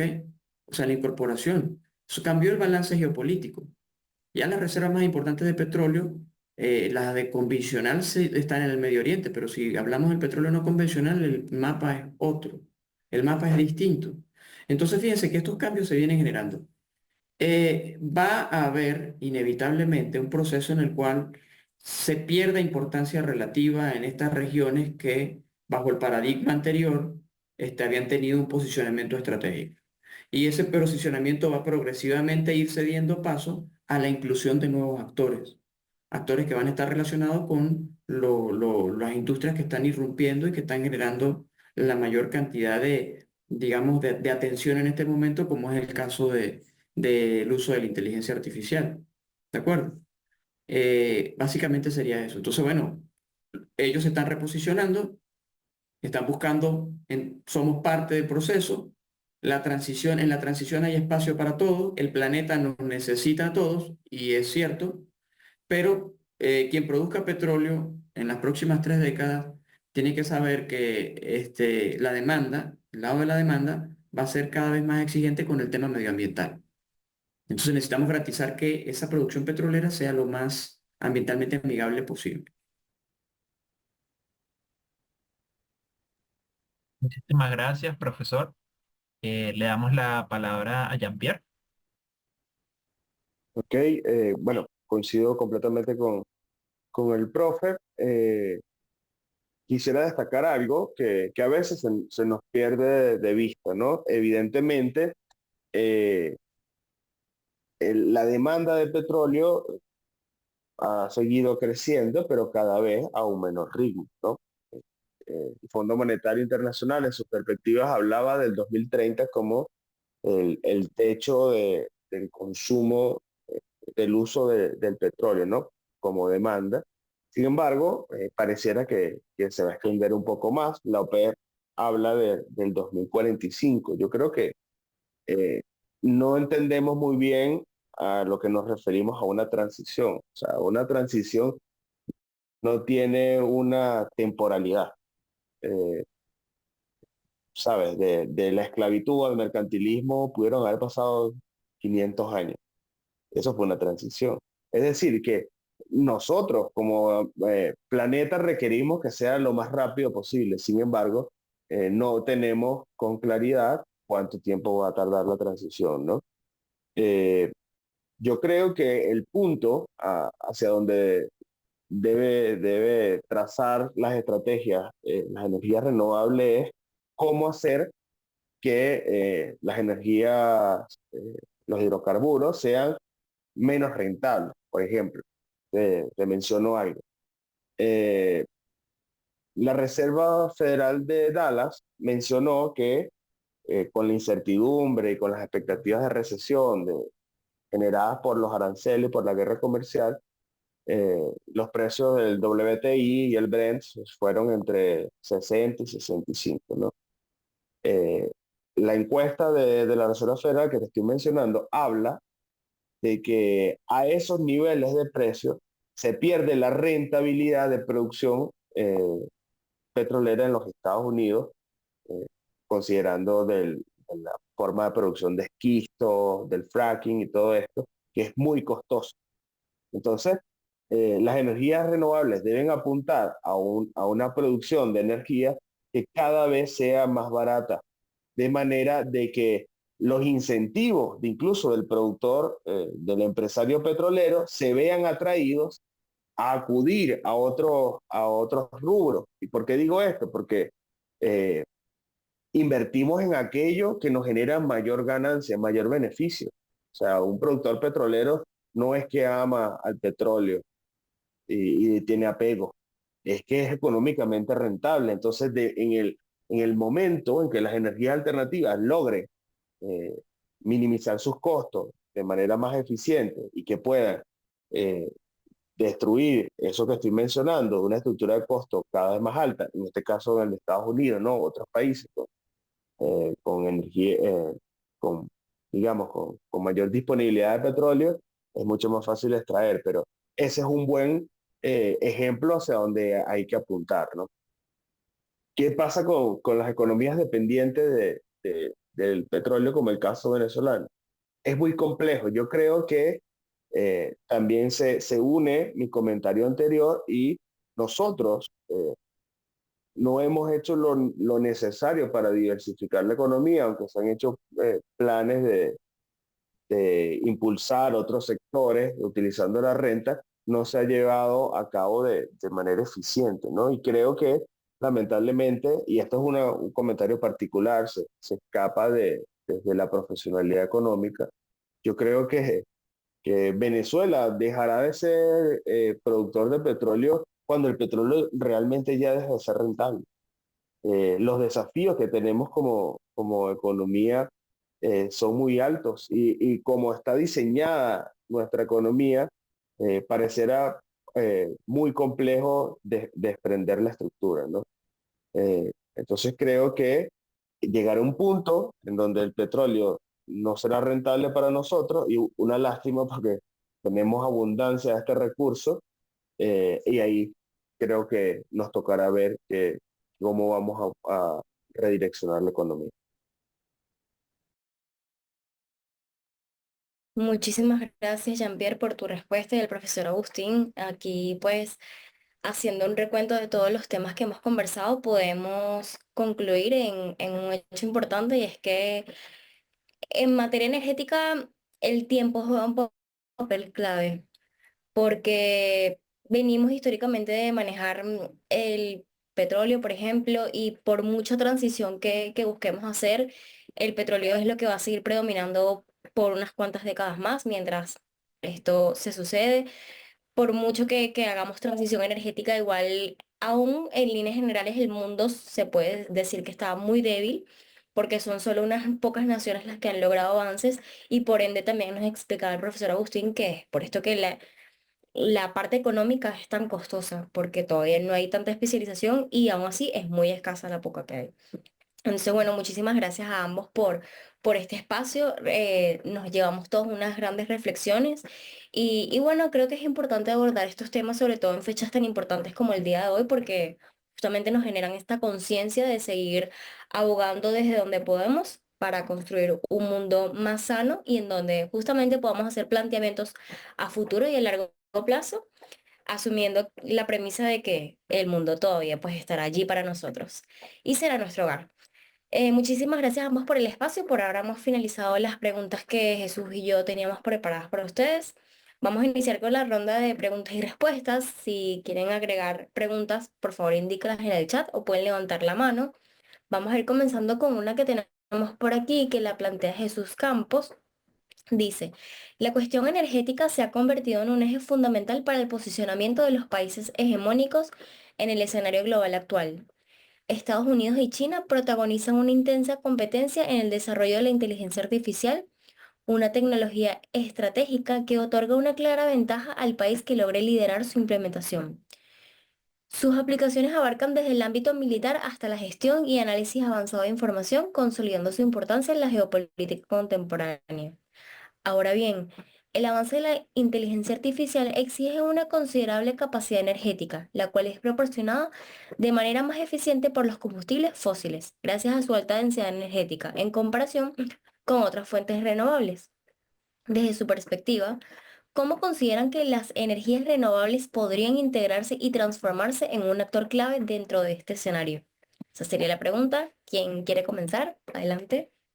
Bueno, tomando la palabra, creo que sería muy atrevido de nuestra parte decir eh, cómo las energías renovables pueden tomar posición en esto, cuando incluso la misma industria o sea, el mismo sector de inteligencia artificial lleva muy poco tiempo, ¿no? Y ha generado una explosión, pero en un periodo muy pequeño. Por lo tanto, no sabemos cómo podríamos sustituirlo, ¿no?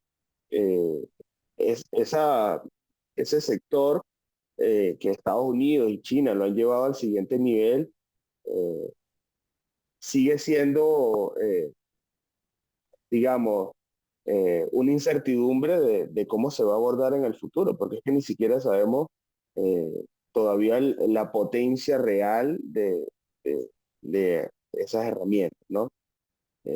No perdamos de vista que son estos países los que lo han llevado al siguiente nivel, pero también son estos países los que más consumen petróleo, ¿no? Siguen siendo cosas, pero no es capricho que ese comportamiento sea así, ¿no? Estados Unidos consume 20 millones de barriles diarios, ¿no? Y China consume 16. Entonces, eh, ahí evidenciamos que todavía este tipo de energías siguen muy arraigadas y siguen siendo parte de la estructura fundamental de estos países. Sí, sin duda es un elemento innovador, pero eh, la irrupción del uso de la inteligencia artificial, hay mucha información que todavía tiene que ser digerida como tal y como ha dicho Rempier, es un hecho muy reciente. Pero, a ver, el uso de las herramientas de inteligencia artificial se estima que consume 10 veces más energía que una consulta. ¿Ok? Estamos hablando de que, bueno, en efecto, estos motores que demandan centros de datos con alto consumo de energía y alta demanda de recursos, efectivamente pueden transformar el panorama de la demanda energética. Si nosotros vemos, por ejemplo, las proyecciones de la Agencia Internacional de Energía en relación a esta demanda de energía adicional, estos centros de datos, de acuerdo a los números de la agencia, representarían la mitad del crecimiento de la demanda de energía eléctrica de los Estados Unidos para el 2035. O sea, háganse ustedes una idea de los números de los que estamos hablando. O sea, una economía tan importante como la norteamericana va a demandar cada vez más electricidad, ¿verdad? Por sus factores de crecimiento demográfico, estructural, etcétera.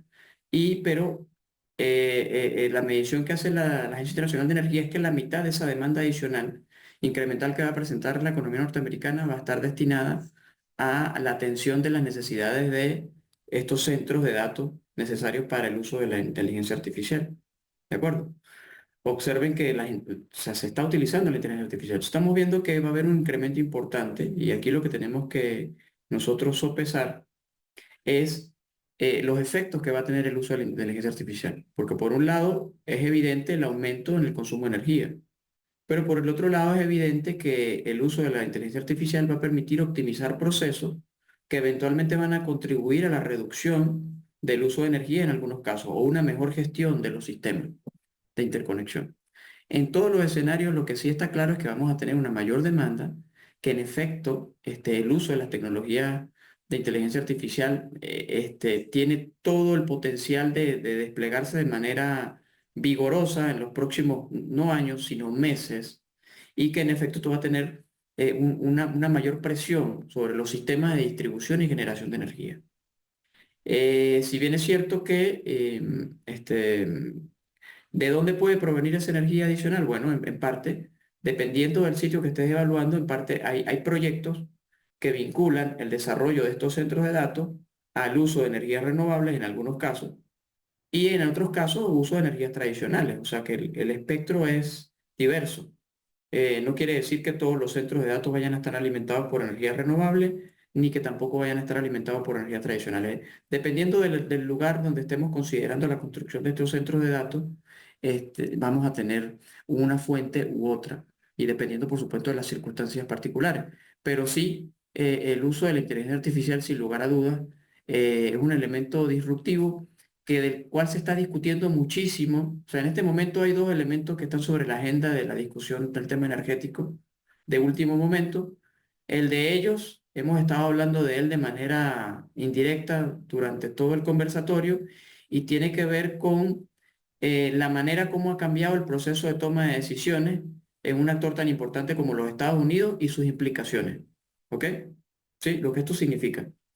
Si el aumento de las barreras arancelarias tiene implicaciones en la reducción del crecimiento económico del planeta, evidentemente esto va a afectar la demanda de energía. Ya en los últimos análisis que han presentado, y esperemos que eso se replique en el mes siguiente, tanto la Agencia Internacional de Energía como la Organización de Países Exportadores de Petróleo están viendo una reducción en sus predicciones de demanda. Y esto debido a este elemento. Y el segundo elemento es la disrupción, la inclusión de la inteligencia artificial y el impacto que ésta puede tener tanto en la gestión de los sistemas de distribución de energía y de generación de energía, como en la demanda de energía. Excelente, muchísimas gracias, profesor. Sí, bueno, sin duda alguna, un nuevo actor que hace parte de este nuevo análisis que hacemos hoy en día en materia energética es la inteligencia artificial, justamente por la principal inquietud o queja en la comunidad, es justamente la cantidad de energía que demanda. Esto pues hace que ya los análisis que estamos haciendo hasta ahora no se mantengan ceteris paribus, sino que también se incluya esa nueva variación porque las condiciones cambian un poco. Muchísimas gracias a ambos por este maravilloso espacio. Sin duda alguna hemos aprendido mucho y hemos entendido un poco el contexto actual a nivel internacional, regional y nacional de nuestro país Venezuela sobre los distintos sucesos que hoy en día conforman y consolidan el escenario actual. Realmente fue una charla muy fructífera, justamente una charla bastante amena entre colegas, porque podemos comprender este tipo de eventos y de qué está haciendo actualmente el mundo para ir en pro de estas mejorías que buscamos. Así que bueno, realmente un gusto tenerlos acá nuevamente en Ceteris Paribus a ambos y bueno, esperamos seguir en el largo plazo, en unos mesecitos también, hacerle seguimiento a estos temas tan interesantes para ver cuáles son los nuevos avances en materia energética. Bueno, por mi parte también agradecerles a las personas que se unieron a lo largo de la conversación. Eh, bueno, por temas también de cómo está la energía en Caracas, pues a algunas personas se les iba la conexión, pero bueno, son cosas que enfrentamos en el día a día en este tipo de eventos. Pero bueno, agradecerles entonces por su presencia, por sus preguntas, por su interés. Y bueno, dejarles saber que bueno, aquí en Ceteris Paribus, pues eh, siempre estamos tratando o es nuestra intención de traer estos temas para conversar, para reflexionar. Y bueno, si tienen sugerencias de temas, de cosas que quieran profundizar más adelante, pues estamos súper abiertos a escuchar todas sus preguntas, todas sus inquietudes y todas sus sugerencias. Agradecerles nuevamente a Jean-Pierre, al profesor Agustín por su presencia el día de hoy. Y bueno, también a todas a las personas que nos verán en diferido, por bueno, siempre apoyar a este proyecto. Y bueno, por seguir siempre cada día aprendiendo y teniendo esa curiosidad por aprender cada día más. Bueno, sin más, también me despido y agradeciéndoles nuevamente a todos los que se unieron a este evento.